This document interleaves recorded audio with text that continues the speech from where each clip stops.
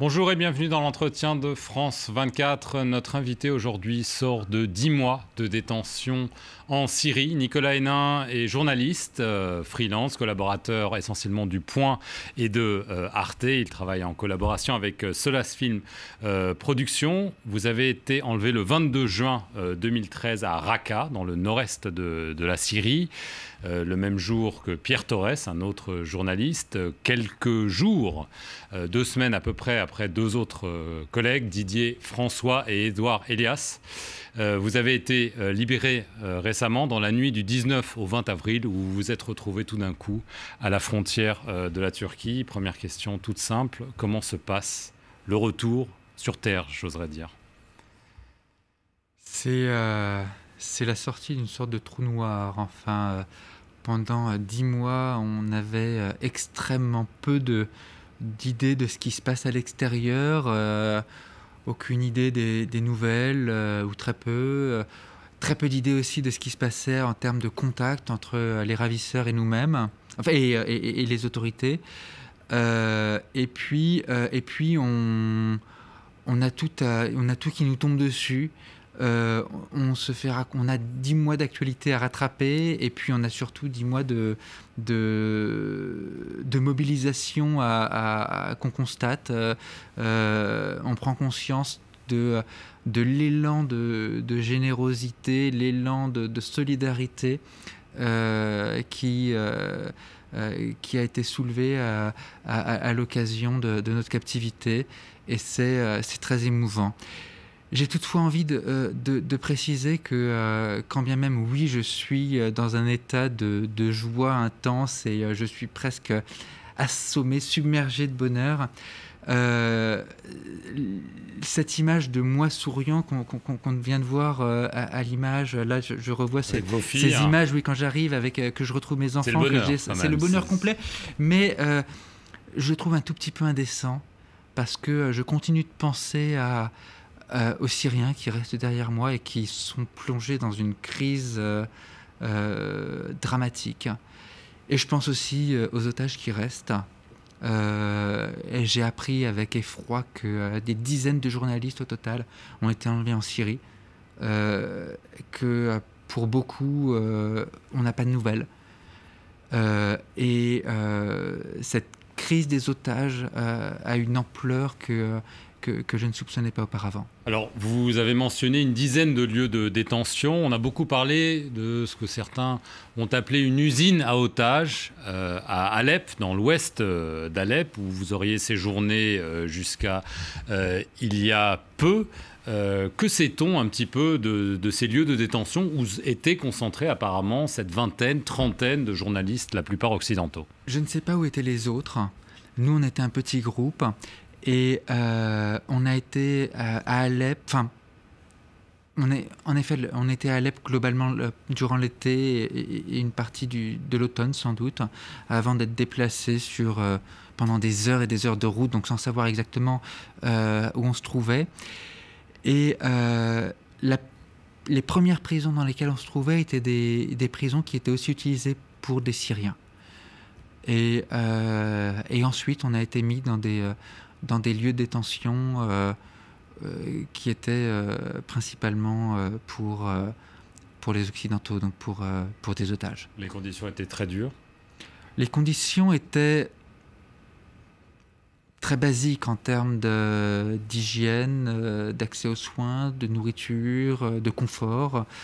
Mais quand je regarde a posteriori les comptes rendus d'autres cas de prise d'otages, avec certains qui se faisaient battre à longueur de journée, d'autres qui ont perdu énormément de poids.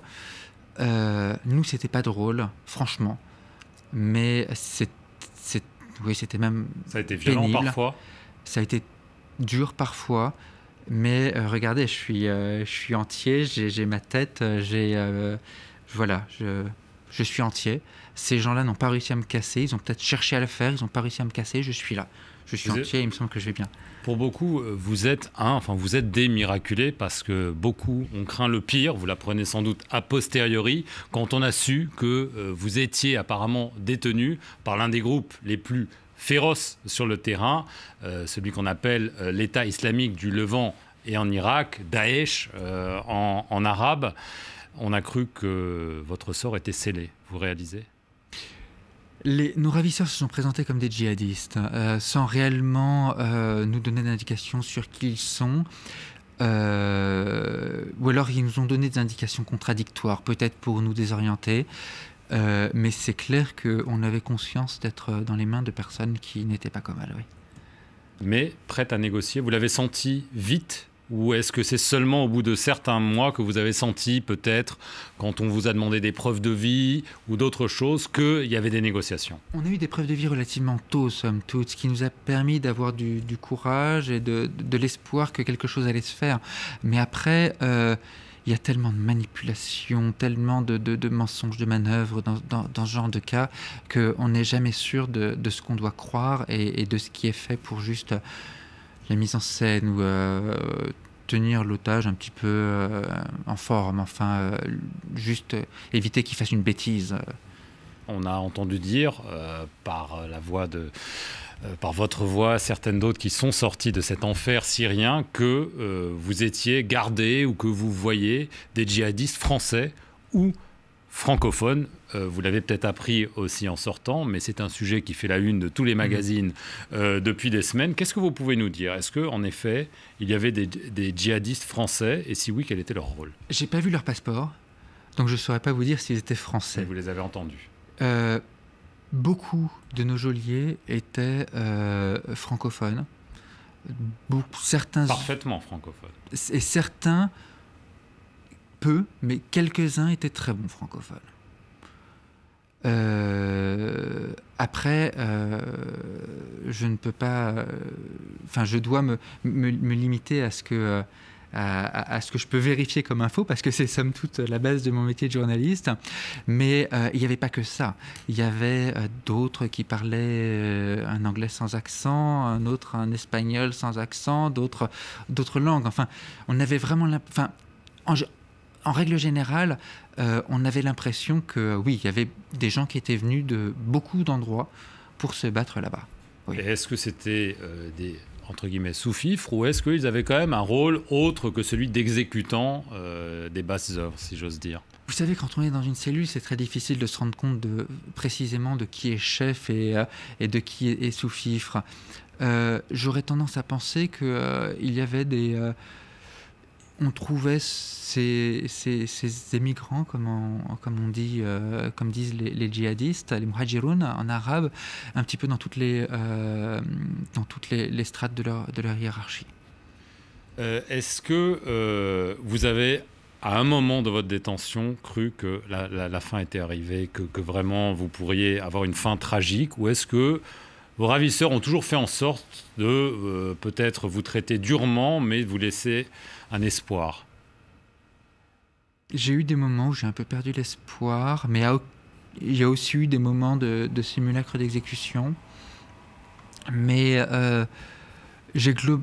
globalement, on était davantage dans une logique d'enfermement qui pouvait être long, mais on sentait qu'il y avait des négociations. Alors à propos de négociations, un journal allemand, Focus, a parlé d'un prix qui aurait été réglé par la France pour votre libération, vous et celle de vos 3 collègues. 18 millions de dollars, votre réaction ? Je ne suis pas du tout expert en la matière, je ne suis pas otageologue, comme on dit. Donc je ne connais pas ces choses-là. Ce que je connais, c'est la politique française fixée par le président Hollande. Pas de rançon. La France ne paye pas de rançon. Mais peut faire payer une rançon par d'autres. Je ne sais pas. Je ne sais pas. Mon métier de journaliste, c'est de donner des informations au public. Et en mon âme et conscience de journaliste, je dois admettre en toute modestie que je ne sais pas. Par contre, ce que je sais, c'est que c'est 2 choses. Enfin, c'est surtout que propager ce genre de rumeurs, c'est dangereux. C'est dangereux pour les journalistes qui continuent ou essayent de continuer à aller sur ce genre de terrain, parce que ça leur met une étiquette sur la tête avec un prix et ça les désigne comme des cibles potentielles pour de véritables malfrats. Et la deuxième chose que je peux dire, mais ça c'est vraiment mon ressenti, c'est que ce montant me semble tellement faramineux qu'il aurait tendance, selon moi, mais encore une fois c'est avec toutes les précautions d'usage, à disqualifier la rumeur d'elle-même. Mais quand on négocie, on veut quelque chose. Que voulaient ces preneurs d'otages? Je ne sais pas. Vous ne savez pas. Vous avez revu, donc, pour finir, votre fille aînée qui n'a que 4 ans et demi. Qu'est-ce qu'on lui raconte dans ces cas-là? On lui dit « je te raconterai plus tard ». Qu'est-ce qu'on lui dit? Non, on lui raconte la base. C'est quoi la base? On lui raconte tout ce qu'un enfant de 4 ans et demi peut comprendre, est déjà en position de comprendre. C'est où t'étais, papa? J'ai été attrapé par des méchants. Ah bon? Et pourquoi? Parce que je suis un gentil, forcément. Et etc. Enfin, on va pas parler de terroristes, on va pas utiliser les gros mots tout de suite, mais il y a déjà toute une série tout plein de concepts de base qu'un enfant de cet âge peut déjà comprendre. L'avenir, est-ce que vous imaginez reprendre votre stylo, votre caméra et repartir sur un terrain comme la Syrie où maintenant c'est fini? Je vais faire une pause dans un premier temps, je vais réfléchir. Continuer à réfléchir. J'ai beaucoup réfléchi au cours des 10 derniers mois, mais je vais vraiment prendre du recul. Et au début, je me disais, je retournerai pas faire du conflit. J'y retournerai peut-être, mais c'est vrai que même si c'est à contre-cœur, parce que la Syrie est un pays que j'aime énormément, je vais vraiment attendre avant d'y retourner. Vous comprenez que beaucoup de médias refusent d'envoyer des journalistes là-bas? Oui et non. Oui, parce que c'est stupide de courir un risque tel, et qu'aucun reportage ne vaut une vie. Ça, on me l'a dit, mais depuis l'école de journalisme. Et qu'il faut avant tout protéger la vie humaine. Enfin, voilà. Et non, parce que c'est notre devoir d'aller là-bas. C'est notre devoir. On ne peut pas se permettre de laisser un pays entier trou noir de l'information. C'est pas possible. Il faut réussir à faire sortir de l'info. Il faut continuer de raconter les histoires. C'est pas possible autrement. Donc je suis vraiment dans une situation de dilemme.